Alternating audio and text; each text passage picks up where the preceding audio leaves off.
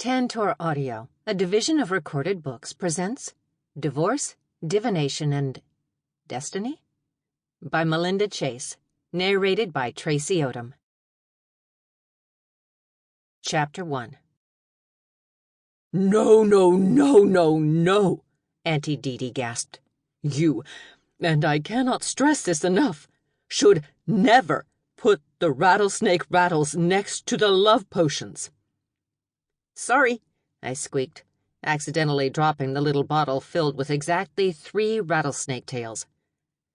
I wasn't normally such a big old klutz, but my aunt had always managed to find that perfect balance between shrill Italian grandmother and screeching bird whenever she was anxious, or upset, or just normal. The little vial went crashing to the ground, shattering into 1,000 pieces and sending rattles all over the newly mopped concrete floor. They shook as they went, warning potential pedestrians of a poisonous snake that was no longer attached. Oh yeah, I should probably mention that whole part about my being a witch and all. Well, a witch-fae-hybrid, that is. You know what?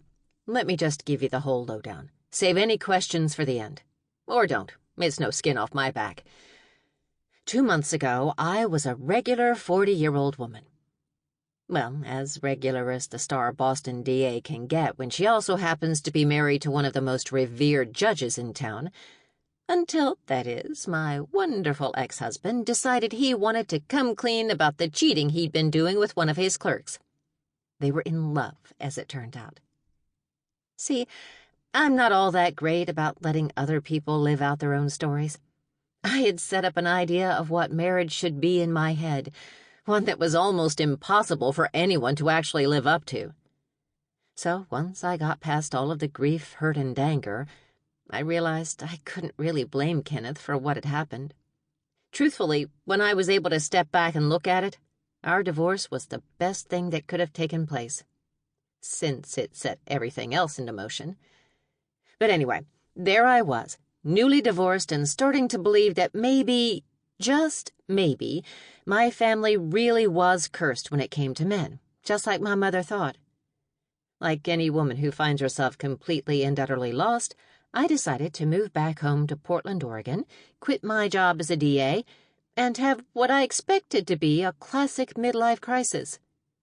It turned out to be anything but. Which would be how I ended up in my family shop, perfectly titled Magic for Real, shelving rattlesnake tails, apparently in the wrong place, and potentially causing some sort of catastrophic magic boom. The thing is, magic is real. I know, I was shocked when I first found out too. Especially since I also found out that my grandmother had an illicit affair with a handsome fae man back in the 40s, producing my mother. She's subsequently bound my mother's fae powers, but figured I'd grow up a perfectly normal witch. Boy, was she wrong. I missed the boat on getting my powers at 21, like every other McCarthy witch, and instead was given a lovely surprise when, out of nowhere, magic showed up. Fae magic. Powerful stuff. And then there were all the murders, and the fae demon lady, and Hunter, the guy meant to kill the fae demon lady, and the fact that he had disappeared in the most god-awful, mysterious way.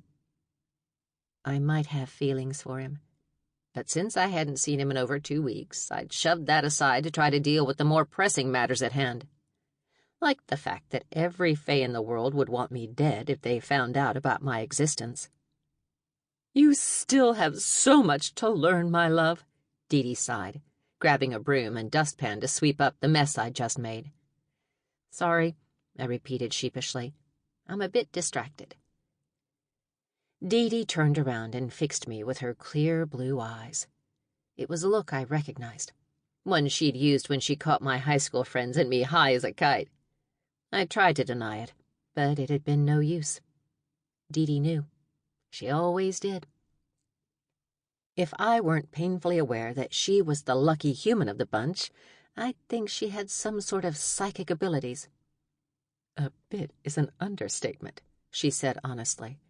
You've been acting like a high school girl mooning over her English teacher. I squinted my eyes in annoyance. I really didn't think that was a fair comparison. Hunter was way too cute to be a teacher. Well, maybe I wouldn't be so distracted if he hadn't run off after calling me into the woods like he had some big secret to share, I pointed out. Dee pursed her lips, tilting her head to look me up and down before she sighed, dropped her broom to the floor, and came over to wrap me in a warm, tight hug. "I'm sorry," she murmured. "I remember when your Grams went through this, and then your mom." "Went through what?" I asked, my voice coming out all muffled since it was currently stuffed into the crook of her elbow. "Heartbreak." It was only one word. One tiny, insignificant little word, made up of even smaller, more insignificant letters. But it was the perfect description. That one word could shoot daggers straight through my heart. Because it was the truth, and I honestly wasn't sure what I was broken-hearted over. It seemed too easy for me to say Hunter, especially when there were a million other things that currently held the ability to shatter my heart. Like, for instance, the fact that my grandfather was probably, almost definitely alive in some dank and scary fae prison in another world right now. "Listen up," Dee said, pulling back and bending a little to look me right in the eyes. "As a co-owner of this place, I'm cutting your shift short today. Go down to the soda shop and get some ice cream, wallow for a minute or two, and then decide it's time to pick yourself up and move on. Life is coming at us fast, Shannon, and we need to be prepared. Most of all, you." Her voice was so deep and serious it sent chills up and down my spine. Dee wasn't one for orders, but I could tell there was no changing her mind on this one. Besides, I could use a break. I'd been working nearly every day the store was open, trying to take my mind off of the apocalypse-level disaster my life had become. I followed her orders, grabbing a double scoop of pure vanilla bean ice cream down at the old-fashioned soda shop she and my uncle owned. I felt like vanilla was a good metaphor for what my soul needed. Purity, normalcy, something clean. I downed it like nobody's business, then headed home to the little cottage on the outskirts of Portland. It was the first place my Grams, Adora McCarthy, had bought when she came to Portland, and the only place. She'd raised my mom, Elle, in that house, and then the two of them had raised me. Thank goodness I didn't have a baby to raise. Our singular bathroom was already way too crowded. I walked up the cobblestone pathway, past the little garden gnomes meant to ward off fairies, and the pots full of all sorts of strange herbs meant for potion making, and pushed open the giant wooden door. We never locked the place. Someone would have to be crazy to stomp into a house full of 3 witches. The moment I stepped through the door, accidentally tangling my red curls in one of the hanging charms Graham strung up everywhere, a smell hit my nostrils. It wasn't what I would call, well, pleasant. Actually, it smelled like someone had taken a pile of cow dung, wrapped it up in a rotting banana peel, and then attempted to boil it with lemons and sugar. Herman, Graham's old familiar, was curled up in the corner of the living room, up against the brick fireplace, with his tail all puffed up as he stared toward the kitchen like he wanted to murder someone. He probably did. Herman wasn't the nicest of cats. "I smell it, buddy," I assured him when he tossed a tepid meow in my direction. Plopping my purse onto one of the entryway hooks, I sucked in a breath through my mouth and promised myself I'd hold it in until I could get past the kitchen and up the stairs, where I'd light 1,000 candles and curl up in my bed to continue my existential crisis. "Shannon!" my mom called, just as I was about to sneak past the kitchen. "No, Mama. The recipe says to drain the beef before you put it in the pan. Does that look drained to you?" "Hell, I have no idea what the hell drain means. It's beef." "It means you get rid of all that liquid fat," I told them, stepping into the kitchen and doing my absolute best not to puke. Not only was the smell 1,000,000 times stronger, but the place was also a mess. Dirty pots and pans were everywhere, accompanied by piles of food probably meant to be our meal at one point or another. There was a pile of pasta so burned it looked like charcoal, right next to a mountain of broccoli that was somehow shredded into nothing more than mush. There was a reason my mom and Grams didn't do much of the cooking. Unfortunately for me, I had inherited their skills, or lack thereof, which meant I often ordered from the little pizza shop just down the block.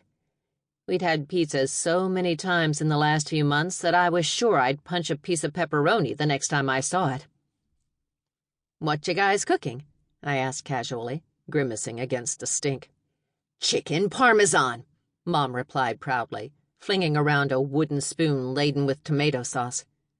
Some of the sauce flew off, and I just barely managed to duck before I received an impromptu tomato facial. You guys know chicken parmesan is supposed to have chicken, right?" I asked. "Of course, dear," Grams replied, rolling her eyes. "But this is a newfangled recipe. We've got the chicken in the oven, and this meat is for the sauce."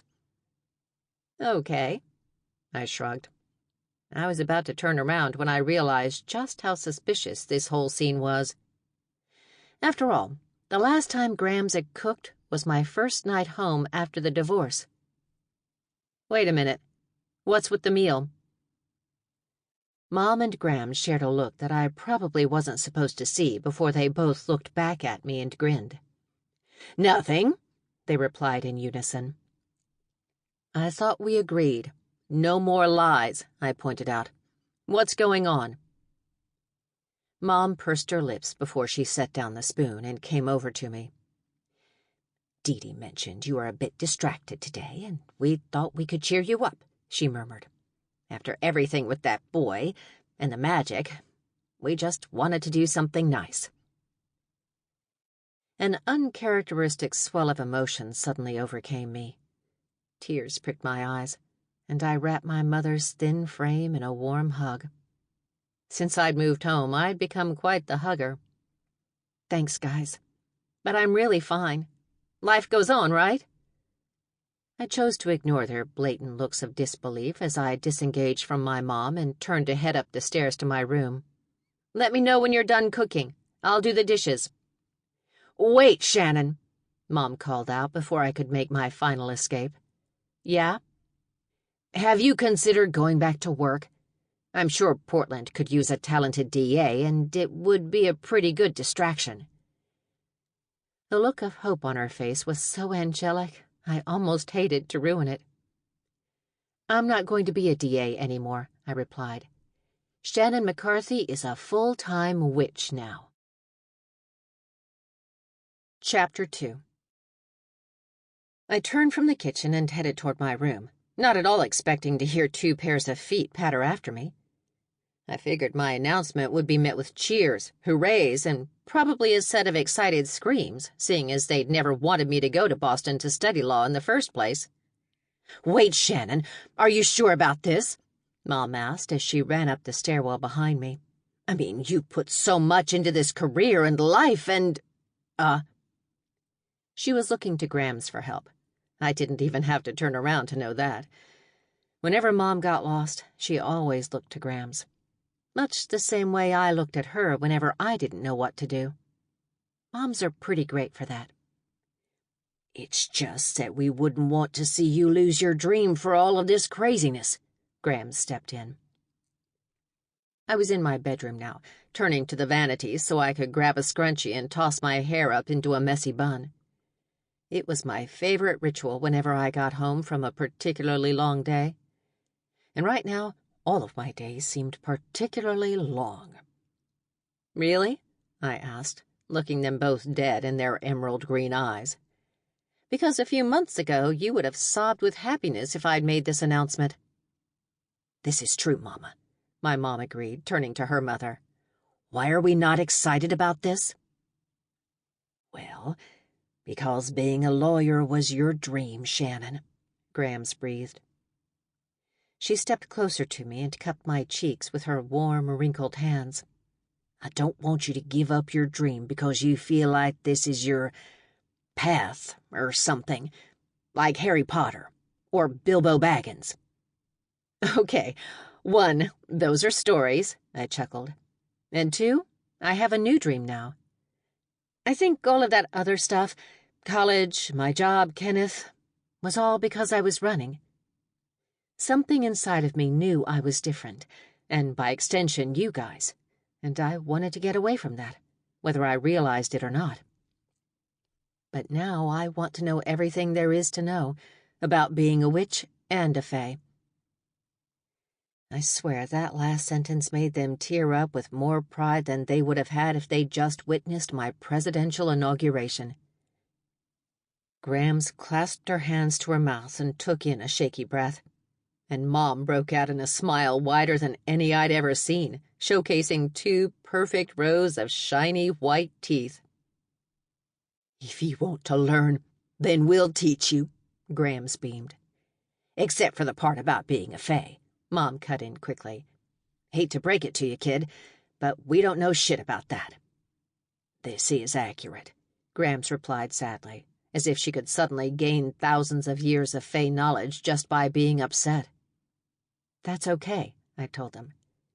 "How about we take it one step at a time? Mom, Grams, teach me to be a McCarthy witch." "Yeah, baby," Mom shouted, pumping her fist in the air. "But can we eat dinner first? I'm starving." Unfortunately for us, the next day was Saturday, which meant all 3 of us were absolutely slammed at the store. Dee liked to take Saturdays off to commune with nature. To this day, none of us quite knew what that meant. When I was a kid, I liked to imagine that she was running naked in the woods somewhere, just soaking up all those natural vibes. Come to think of it, I may not have been too far off. But since Dee wasn't working Saturdays, that meant Mom and Grams had to take over. In the last year or so, the shop had become so busy that the 2 of them had just about forced me to join in on the fun. Even then, customers absolutely flooded the place. We had a checkout line that wrapped all the way around the store, like one of those lines at Disneyland. "Okay, but you see, this was right next to the display of clearance items," the lady I was ringing up was telling me. "So that means it must be half off. Check again." She had a full head of dyed blonde hair, a kale smoothie in one hand, an entire outfit made up of designer pieces, and a rock on her finger big enough to sink the Titanic. And she was arguing with me about a whole $4.15. "Right," I replied, pointing at the screen, where the price for her abundance potion was very clearly displayed. But it wasn't actually in the clearance section, so the potion's still $8. $8.30, she snapped, as if the fact that I didn't explicitly state the additional 30 cents was a betrayal of the entire city of Portland. "And you're sure there's nothing you can do?" "I'm afraid not, lady," Mom growled, busting in and taking over abruptly. It was possibly the most Mom thing she could do. "Now, do you want the potion or not? Guaranteed to bring you all sorts of luck and abundance. $8 and 30 cents. I pretended not to notice the little half-smirk Mom shot my way. The 2 of us had a slightly different philosophy when it came to resolving customer disputes. The woman squinted, staring between Mom and me like she thought one of us might change her mind, before she finally sighed and pulled out her card. "I really want to buy that new Tesla." She shrugged like this was a very normal, everyday person issue. I remembered when I used to be like her. Thank God I'd finally learned that there were a million things more important than the newest Tesla model. The second Mom finished ringing her up, she grabbed the little wooden block from under the register that read "Closed" and plopped it down right in the center. Instantly, a cacophony of groans rose from the customers waiting in line. "Sorry, folks, we gotta close down early," Mom announced nonchalantly. "Family emergency." For a half a second, my heart stopped as I freaked out, wondering which member of our family was having an emergency. Until I remembered that Grams had just passed me 5 minutes ago, and Dee had texted us an update 10 minutes before. There was no family emergency. I narrowed my eyes at Mom, but she just shot me a sneaky grin and tapped her right pointer finger to her lips as a signal to be quiet. We watched as the disappointed customers filed out, but knew they'd be back. Our shop was like a good drink, hard to put down and highly addictive. "Okay, what was that all about?" I asked as I put the close sign on the door after the last customer left. "Break room." Mom spun on her heel and strode back through the shop. I almost had to run to follow her. The break room had become more of a secret meeting room.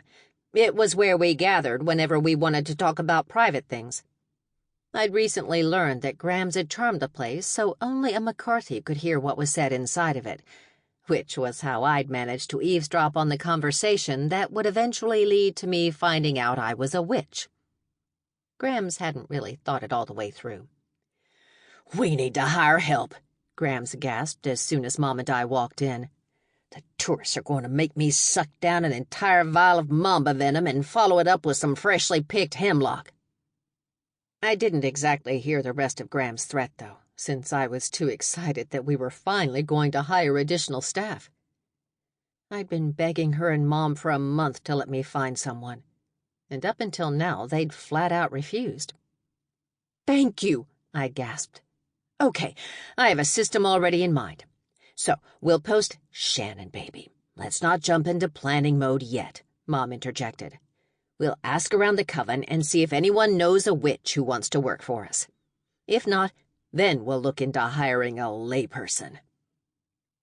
Mom shuddered as if a layperson were the equivalent of a giant spider. "That's not why we closed early, though," Grams replied before she stepped to the side. I hadn't even noticed she'd been blocking the rickety little table from my view until she moved, and then she revealed a whole mess of vials, potions, and charms. "Shannon," Mom murmured behind me, gripping my shoulders, "welcome to your first magic lesson." My mouth dropped open. This was all I'd wanted since, well, I wish I could have said as long as I could remember, but it was more like since I found out I was a witch.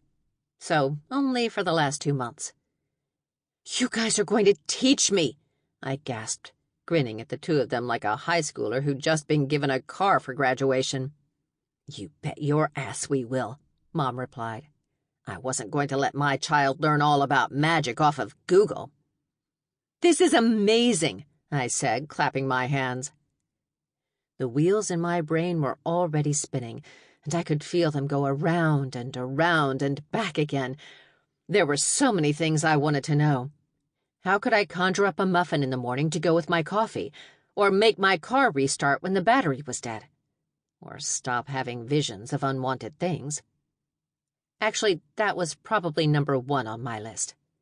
So where do we start? A spell to control the weather? Or make a fire? I want to learn how to snap my fingers and make a flame just like Mom does. I crept toward the table like a child on Christmas morning, admiring all of the things I'd been sticking on shelves for the last month. There were rose petals and sprigs of lavender next to bundles of sage, the kind of normal stuff you'd find in any spiritual store. But there were also black widow legs and cobra fangs, eye of newt and hemlock buds. "Not exactly," Mom laughed. "We're going to start you where every 21-year-old McCarthy witch would start, with the basics. Think of today's lesson like a vocabulary course," Grams added, picking up a vial of diced rat tails and spinning it around in her hands. "You need to learn to spell before you can write the next great American novel, right?" I think I managed to force a smile on my face, but it was hard. I wanted to get up and do spells already, make some potions, and defeat all of the evil in the world. It was a grand way of thinking, I knew, but for some reason I thought that was how everything would work out. Unfortunately for me, Grams wasn't kidding when she likened it to a vocabulary lesson. For the next 4 hours, we sat there while I learned all of the different plants and other strange mystical things that made up a witch's toolbox. I learned an awful lot, too, and soon that itch to be perfect and powerful died away. Chapter 3. It turned out that the vocab lesson was going to last a few weeks. Actually, the way Grams put it, those lessons would last until I knew every single use of every single thing by heart. I had no idea there were so many different herbs, elements, minerals, and animals used in magic. And not just in potions either. Different rocks and crystals could ward off or bring in different energies. For example, rose quartz really did attract love. And minerals like black salt from the Dead Sea were powerful tools when warding off evil spirits. I had a feeling my vocab lessons would be lasting for a long time, so I decided to distract myself from thinking about all of the things I wasn't learning yet by trying to find a new hire for the store. My motivations may have been a little bit selfish. Mom, Grams, Dee Dee, and I were absolutely exhausted by the end of every day. If I didn't know any better, I would have thought that Mom or Grams had put some sort of spell on magic for real to attract customers like moths to a flame. But I knew they'd never do something as immoral as that, which meant that people just really liked our store. I'd managed to drag myself home after a particularly grueling closing shift. Mom and Grams had left the store early to go take care of dinner, which really meant picking up sushi on the way home, and I'd been left to shut down by myself. It would have been a piece of cake if it weren't for the two little boys who had decided that 7 p.m. was the perfect time to start up a fresh game of tag. They'd managed to shatter an hourglass filled with sand that ran backward, as well as knock down a shelf full of books about the New Age witch's garden. Their poor mother had been mortified, so I insisted she just take the boys home and let me clean up the mess myself. I might not have done that had I realized that Saharan sand is incredibly tiny and insanely difficult to sweep up. It was close to 9 by the time I had gotten the last few reddish grains cleared from the floor, and everything in my body hurt. That's something people don't warn you about when you hit 40. It was like my being had suddenly decided that now was the perfect time to call up all those aches and pains from playing sports and acting crazy as a child. My knees had started to hurt, probably thanks to the fact that I used to love to play kickball on the playground after school, and my lower back now cried out in pain every time I bent over. I walked into the house and threw myself face down onto the couch, even as the delicious smells of hot gyoza and freshly fried eels wafted toward me from the kitchen. "Shannon, are you hungry?" Mom called out. "Yes, but I can't move," I replied with my face buried in one of the hand-embroidered pillows Graham's aunt had given her when she had moved. I heard Mom come into the living room, and just knew she was hiding a vicious laugh behind her fist. Mom had never gotten any sort of aches and pains, despite the fact that she was halfway through her 60s already. I had a feeling she was going to be one of those little old ladies who still marched around like a 20-year-old, even when she was 100. "I know how to help you," Mom said, plopping down onto the coffee table in front of me. She threw a surreptitious glance toward the kitchen to make sure Grams wasn't watching. Grams hated when people sat on her furniture. "You have a spell to reverse the effects of aging?" I asked, raising an eyebrow. "Not in the slightest," she chuckled. "But I am putting you in charge of finding our new hire. Congrats, kid. You are now the head of HR. "Nobody in the coven had a suggestion?" "Oh, no, they did," Grams sighed, coming into the living room with a plate of cucumber rolls in her hand. "Elvira suggested her granddaughter, and Tootsie offered up her niece. Unfortunately, neither one of those girls had anything but hot air in their heads. I can't put them around potions and spells. What if they made the whole shop explode like a bomb?" "We have potions that explode?" I demanded, unsure if the fact that my heart had skipped about 4 beats meant that I was excited or terrified. "A few," Mom shrugged. "So listen, go put up a job posting at that coffee shop you like, or on those interwebs of yours, and let us know who you find." "I don't think I can put something like this on the internet," I pointed out. seeking. Sample complete. Ready to continue?